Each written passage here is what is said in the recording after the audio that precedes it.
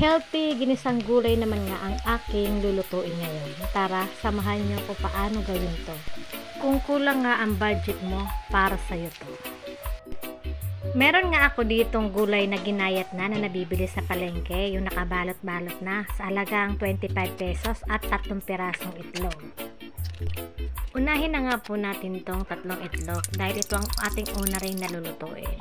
Timplahan muna natin ng paminta, magic sarap at asin bago natin siya lutuin syempre.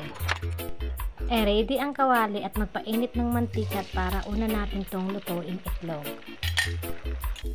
Mekos-mekos nga muna natin yan hanggang sa maluto at itabi muna.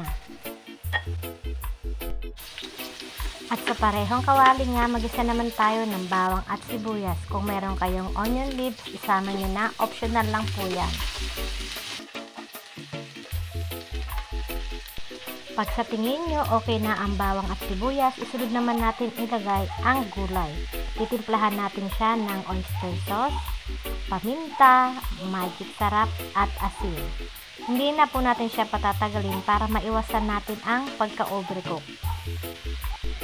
At this time nga, yung tinabi natin itlog kanina ay ibabalik natin at pagsasama-samayin natin yan. Melekos-mekos natin yan hanggang sa tingin nyo ay okay na. Pakuluin nga muna natin ng sanglit para hindi agad mapanis pero okay na yan. Ayan, luto na po siya. O diba, sa murang halaga lang, hindi mo kailangan gumastos ng mahal para makakain ng masarap. Sana may natutunan kayo sa recipe kong ito. Thank you for watching!